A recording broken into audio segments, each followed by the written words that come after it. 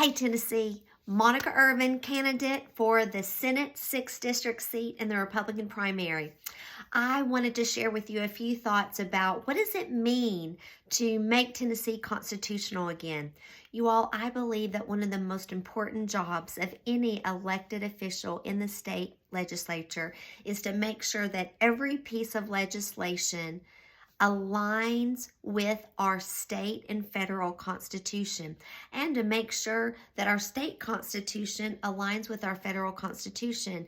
It is so important. As you know, our constitution was written to make sure that our government could not overreach its authority. So in our constitution, we, the people, outlined the powers and authority that we were giving to our government.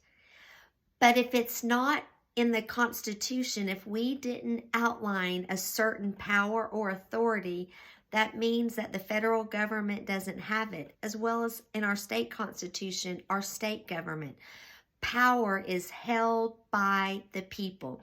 So let me give you just a couple of examples so you know exactly what I'm talking about. So as you know, in our Bill of Rights, the Second Amendment in the Bill of Rights to our federal constitution is the right for all citizens to bear arms without infringement. What that means is that our government cannot interfere with our ability to own and bear arms. That is our God-given right. But in our Tennessee Constitution, there's a sentence that I believe does not align with our federal Constitution, and I think we need to fix that. Let me read it to you. So it says, let me get to it. So it says, the legislature shall have power by law to regulate the wearing of arms with a view to prevent crime. Now, y'all, I'm not a constitutional attorney, but I can read. And to me, that sentence does not properly align with our Constitution.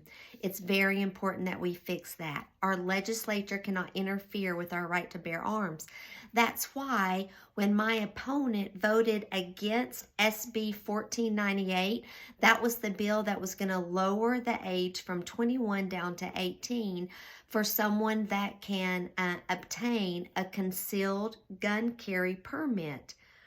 Why does that violate the Constitution? Why was that bill trying to solidify that it was a constitutional right of all adults to bear arms how they see fit? Well, because it's guaranteed in our Constitution. If you're 18 years old, you're an adult. If we're going to send you across the world to protect freedom, if you're going to be in the military, if you're going to be able to be charged as an adult, then you have the right to bear arms on your home soil. So see, if Senator Massey had understood our Constitution, she would have voted for that bill because that bill was constitutional. Let me give you another example. So our Fifth Amendment to the Constitution, to the United States Constitution says, let me read it to you, says that all citizens will, quote, no person can be deprived of life. That's why I'm pro-life, you all. Can be deprived of life, liberty, or property without the process of law. So that means that no one can confiscate your property without due process, without going through a court of law and being found guilty of some crime that then allows the government to take your property or your freedom or your life away. That's what due process is. That's why red flag laws are unconstitutional. That's why, in my opinion, civil asset forfeiture is unconstitutional. What is that? Well, you all, that happens here in Tennessee. So basically, in Tennessee, our law enforcement Some law enforcement agencies in Tennessee believe that they have the right to confiscate someone's property if they believe that they obtained that property through illegal means. Let me give you a quick example. For instance, let's say that law enforcement pulls a car over for speeding on the highway. Now, I realize this is unlikely, but just for example's sake, let me say this. So let's say when law enforcement comes up to the door, they look over and in the seat beside the driver, there's $100,000 cash sitting there. Well, if law enforcement suspects that that person obtained that $100,000 through illegal means, then law enforcement believes that some law enforcement agencies believe that they can confiscate that property. Well, why might they suspect? Well, let's say they go back and check the guy or girl's ID, and in the past they've been convicted of drug trafficking. Well, the truth is, there's probably a good chance that money came from those means, from illegal means. But if law enforcement doesn't have proof, if there hasn't been a court of law that has that has ruled that the $100,000 indeed came through illegal means, then it would be a violation of that person, regardless of how bad they are, y'all. It would be a violation of their constitutional right. You see, you all, if we don't uphold the Constitution, it's as if we're building our house on sand, and it will not stand. In order for us to have the respect that we need to have a civil society, we have to be a state that upholds the Constitution, that upholds people's constitutional rights in every single situation, or we have no ground to stand on. We can't just say sometimes we're going to uphold the Constitution and sometimes we're not.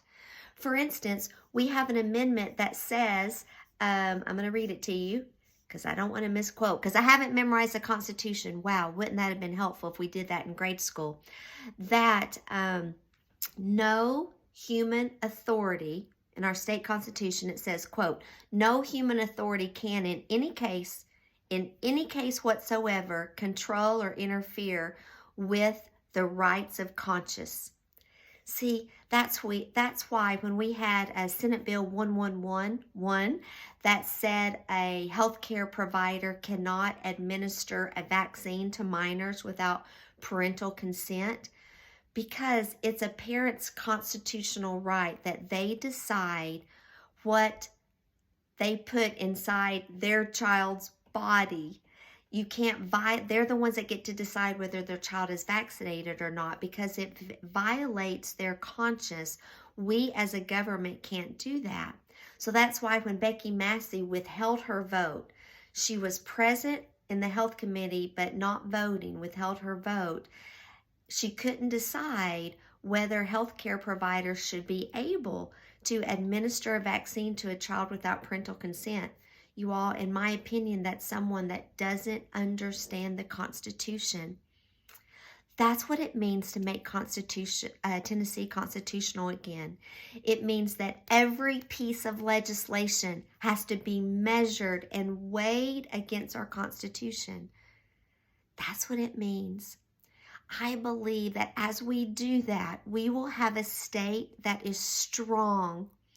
We will have a state where the safety of our citizens is protected.